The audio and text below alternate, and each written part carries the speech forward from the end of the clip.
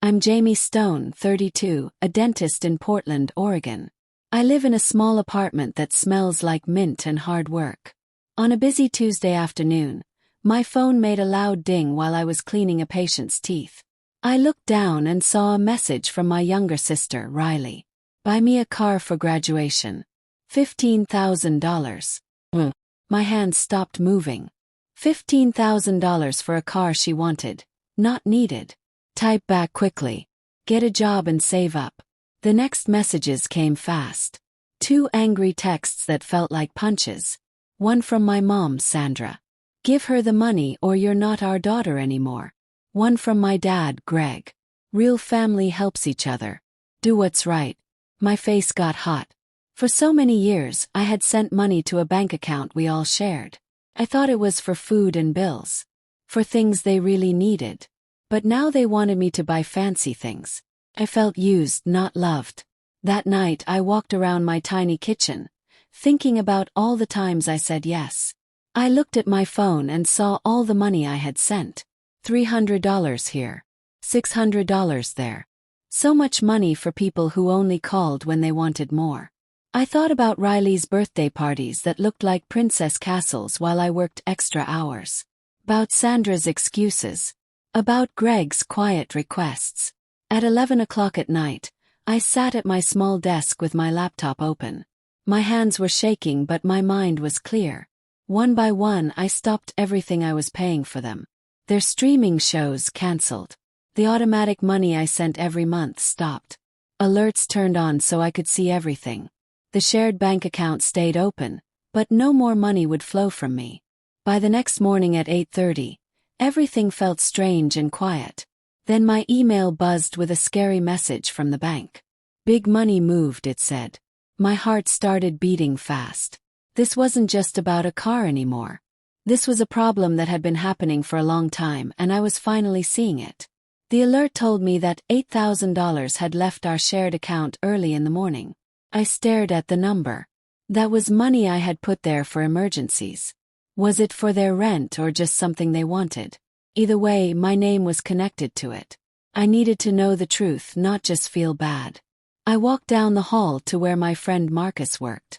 He was a lawyer who helped people with money problems. Can you help me look at something?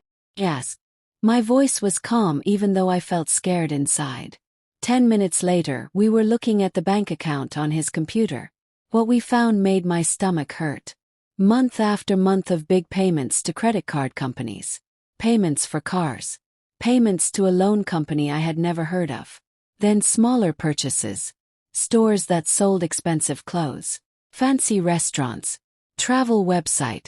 And something that made me want to cry, a party planning company that cost thousands of dollars. Marcus scrolled through the numbers, his eyebrows going up. This isn't food money, he said. They're paying off debts and buying fun things. We looked at the records going back years. The total amount was so big I had to sit down. $75,000 had been taken out since I opened that account. I remembered Sandra's soft voice on the phone. Greg's promises. Riley's excited squeals. We found paperwork showing they had borrowed money using their house. I closed my eyes and felt tears coming. Then I stopped the money completely this time. I called the bank and froze everything. Took away their cards. Changed all the passwords. Then I wrote one simple email. The account is closed. I know what you did with my money. There will be no more. My phone started ringing and dinging like crazy. Riley called first, her voice loud and mean. You can't do this to me. I need that car. For what? Yes. So you can show off to your friends. She made an angry sound and hung up. Sandra sent me long messages about how they needed my help to survive. Greg sent just one sentence. Think about what you're doing to your own family. I did think about it. And then I chose to think about myself for once. I printed out every single page showing where the money went. Tomorrow I would go to their house and show them. I drove to their 2-story house at lunchtime the next day. I carried a thick folder of papers. I hadn't slept much, but I felt strong. Sandra sat on their big couch. Greg stood by the glass door to the backyard. Riley was on her phone, not looking up. I put all the printed papers on their coffee table. The papers made a heavy thump. I know about the loan you took out on the house, I said. I know about the credit cards. I know about the party planner that cost thousands. Sandra's lips got thin and tight. You shouldn't be looking at our private business. You made it my business when you spent my money, I said back. Greg's face got red. We were in trouble. You were supposed to help us. I did help, I said, pointing at the numbers on the paper. $75,000. That was supposed to be for food and rent and emergencies. You used it to avoid getting in trouble and to buy Riley expensive things. Riley finally put down her phone, her cheeks turning pink. I didn't tell you to open that bank account.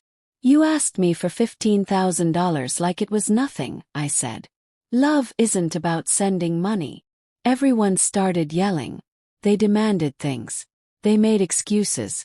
They blamed me. I didn't yell back. I picked up my papers and stood up. Here's what's happening now. No more money from me. If you want me in your life, it can't be because I'm your personal ATM machine. Sandra's eyes got wet, but she didn't say sorry. Greg said, then we don't want you around. I nodded slowly. If that's what you choose. I walked out, got in my car and blocked their phone numbers before I drove away. I sat there until my heart stopped pounding so hard. Days went by, then weeks. My phone was quiet. No calls asking for money. No texts with emergencies. Felt lonely but also like I could finally breathe. One day my cousin Melanie sent me a message. Did you hear? They're selling the house. Riley got a job at a store in the mall. Things are really hard for them. I felt sad but I also felt free. I met with Marcus again. We made sure every account was protected. We built a budget where my future was the most important thing, not theirs. I started seeing a therapist named Dr. Chen. She helped me understand that feeling guilty and feeling responsible are two different things. You can love people and still have boundaries, she told me. That sentence changed my life. When summer came around, I volunteered at a free dental clinic. I met a young woman named Keisha who needed her teeth fixed but had no money. I helped her for free. Seeing her smile with confidence afterward, that felt better than any thank you my family never gave me. One afternoon I got a call from an unknown number. I almost didn't answer. Hello, I said carefully. Jamie, it's Riley. Her voice sounded different. Muller. Tired. What do you want? Yes. I mean, just honest. I got my first paycheck yesterday, she said. It was $240 for 2 weeks of work. There was a long pause. I didn't know. I didn't know how hard it was. I didn't say anything. Waited. I'm sorry, she whispered. I'm sorry for how I treated you. For thinking money just appeared. For not seeing how much you did. Tears came to my eyes. Not because I wanted to run back to them but because someone finally saw me.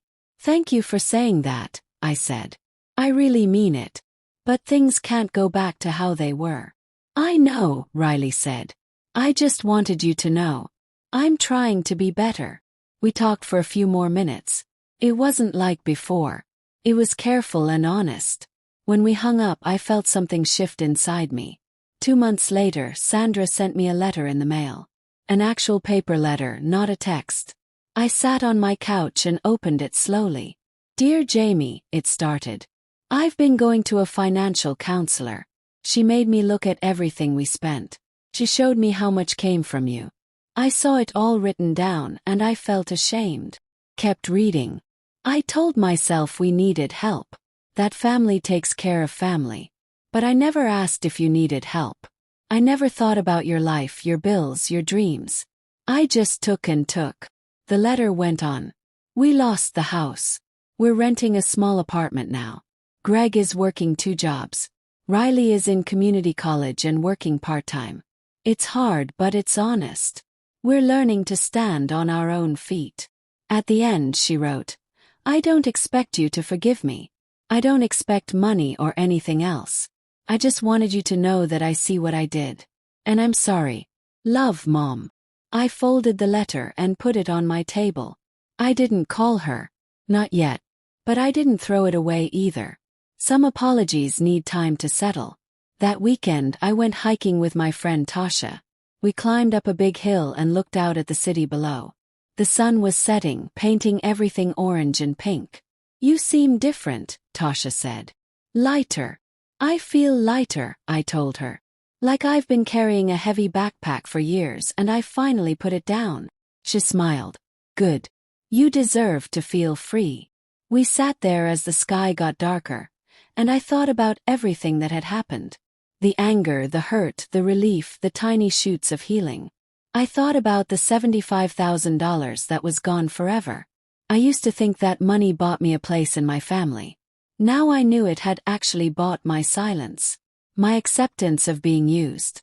My willingness to disappear so they could shine. Never again. Fall came and with it a phone call from Greg. I stared at his name on my screen for 3 rings before I answered. Hello, I said. Jamie. His voice cracked. I need to talk to you. I'm listening, I said. Not warm, not cold. Just present. I was wrong. The words came out rough like they hurt to say. I was wrong to make you feel like a wallet instead of a daughter. I was wrong to choose easy money over your happiness. I was wrong about everything. I sat down on my couch. Why are you telling me this now? Because I'm in therapy, he said. Court-ordered, actually. Part of the bankruptcy process. And my therapist asked me to list the people I'd hurt. Your name was at the top. Silence stretched between us. I don't have excuses, Greg continued. I was scared of losing our house, our lifestyle. I was scared of looking like a failure. So I let you carry the weight. And that was wrong. That was so wrong. Yes, it was, I said simply. I know I can't fix this with words, he said. But I wanted you to know. See it now. And I'm sorry. I'm so sorry. We talked for almost an hour. He told me about losing the house. About the shame of moving into a small apartment. About working as a night janitor and a weekend security guard. About how hard it was, but how it was teaching him things he should have learned long ago. Riley's changed, he said. She's working hard. Going to school. She talks about you sometimes. Says she wishes she could be strong like you. She can be, I said. Strength isn't something you're born with. It's something you choose. When we hung up, I felt tired but clean. Like after a long, hard workout. These conversations weren't easy, but they were real. December came with snow and cold winds. I was decorating my small apartment for the holidays when Riley texted me. Can I come visit? I have something for you. I hesitated, then typed. Okay. Saturday at 2. When Saturday came, I cleaned my apartment 3 times. Made tea. Paste. The doorbell rang at exactly 2 o'clock. Riley stood there in a puffy coat, snowflakes in her hair. She looked older. Tired. Real. Hi, she said. Hi, I said back. We sat on my couch with tea getting cold in our hands. Riley reached into her backpack and pulled out an envelope. This is for you, she said, handing it to me. Opened it. Inside was a check for $200 and a letter. I know it's not much, Riley said quickly. I know it doesn't even make a dent in what we took. But it's everything I saved from 3 months of work. And I wanted you to have it. Not because I think it makes us even. But because I want to start paying you back. Even if it takes me the rest of my life. I looked at the check. $200. It was nothing compared to $75,000. But it was everything compared to the 0 effort she'd made before. Riley, I said. My voice shook. I don't need your money. I know, she said. But I need to give it. I need to understand what it feels like to work for something and then give it away. I need to know what you felt every time we asked. Tears ran down both our faces. I was so mean to you, Riley whispered. I said terrible things. I thought you owed me everything just because we were related. I was so wrong. I reached over and hugged her. She felt smaller than I remembered. More human. I forgive you, I said. I don't forget. But I forgive. We cried together on my couch. When we finally pulled apart, Riley laughed through her tears. I work at a clothing store. Do you know how many rude customers I deal with every day? Now I understand why you were always so tired. We spent the afternoon talking. Really talking. Riley told me about her classes, about her roommate, about how scary it was to pay bills, about how she'd called a credit card company to ask why the interest rate was so high and how they'd explained it to her like she was 5 years old. That's when it hit me, she said. Mom and Dad had been drowning in this stuff. But instead of learning to swim, they just grabbed onto you and pulled you under too. Yeah, I said. That's exactly what it felt like. I'm taking a personal finance class now, Riley said. I have a budget. I track every dollar. I even started a savings account. I have $83 in it. She said it with pride. That's great, I said. And I meant it. I want to be different, Riley said. I want to break this cycle. I don't want to be someone who uses people. You won't be, I said. You're already choosing differently. Before she left, Riley hugged me again. Can I text you sometimes? Not for money. Just to talk. Yeah, I said. I'd like that. After she left, I sat with her check in my hand. $200. I thought about framing it, but that felt weird. Instead, I did something that felt right. I donated it to the free dental clinic where I volunteered. In Riley's name. The next week, I got a thank you card from the clinic. They'd used the money to help a single mom get her teeth fixed. I sent a picture of the card to Riley. She replied with a heart emoji and, "Thank you for showing me what giving really means." January arrived, bringing a new year and new possibilities. I had coffee with Marcus, who had helped me through everything. You look happy, he said. I am, I told him.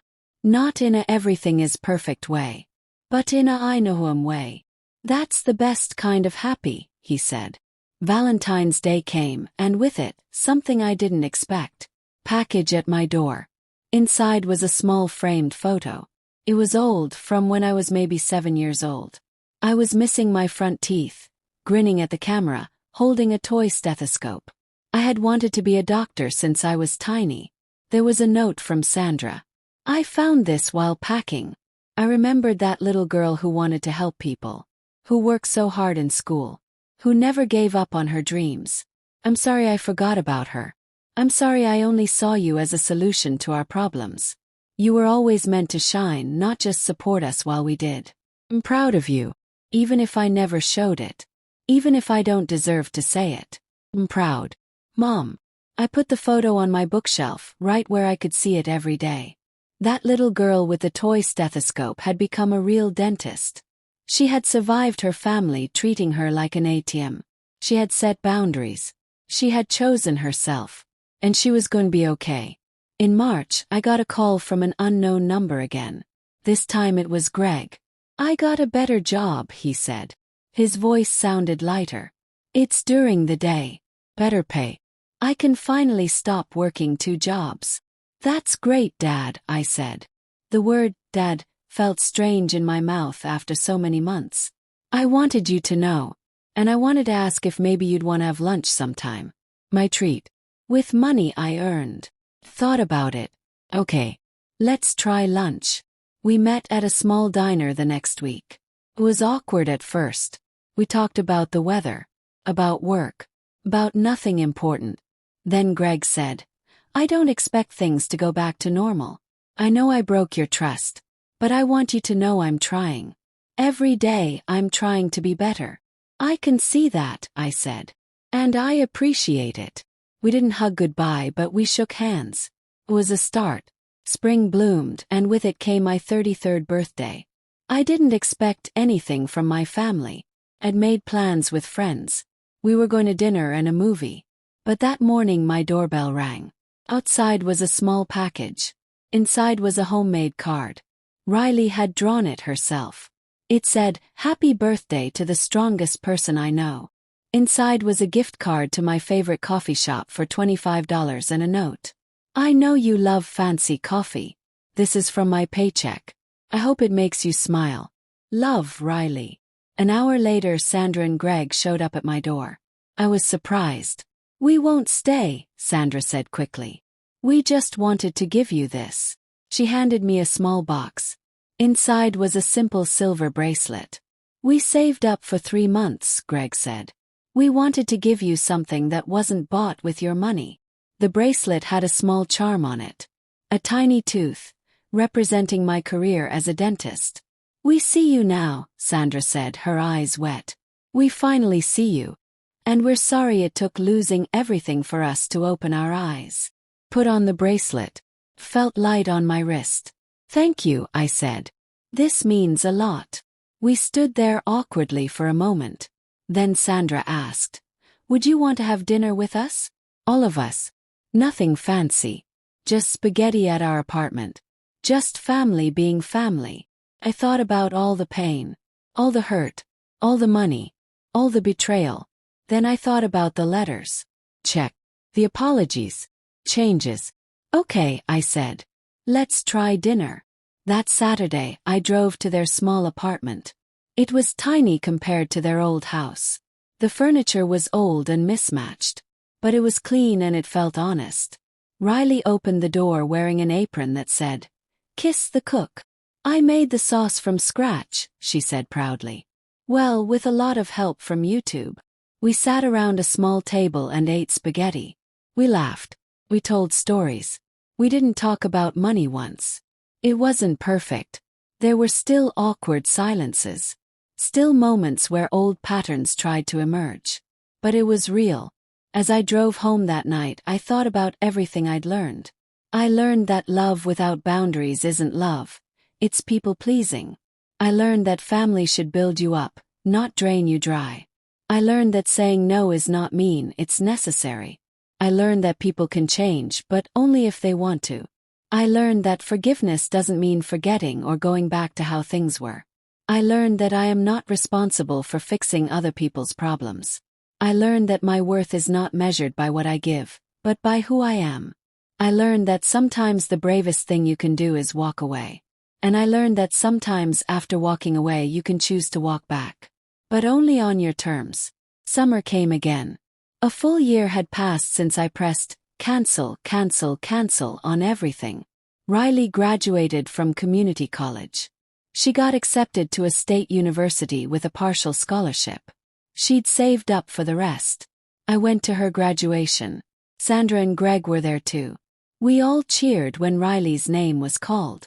Afterward, Riley ran up to me. I did it. I actually did it. You did, I said, hugging her tight. I'm so proud of you.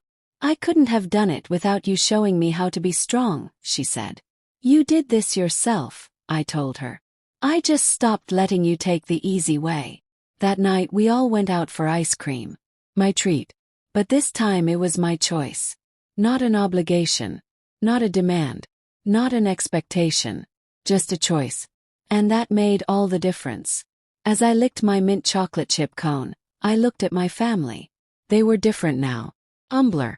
Harder working. More grateful. So was I. I was stronger. More confident. More sure of who I was and what I deserved. The bracelet glinted on my wrist in the sunset. A reminder that change is possible. That healing is possible. That boundaries don't destroy families, they save them. Fall came around again, and with it, a phone call from Riley. Hey, can I ask you something? Sure, I said. There's a girl at work. Her name is Destiny. She's 19. Her family keeps asking her for money. She's stressed all the time. She doesn't know what to do. My heart squeezed. What did you tell her? Yes. I told her about you. About what happened. About what I learned. I hope that's okay. It's okay, I said. I told her that family can love you and still treat you wrong. That it's okay to have boundaries. That she deserves to have her own life. Was that right? Tears pricked my eyes. That was perfect, Riley. She's going to talk to her family this week. I told her I'd go with her if she wants.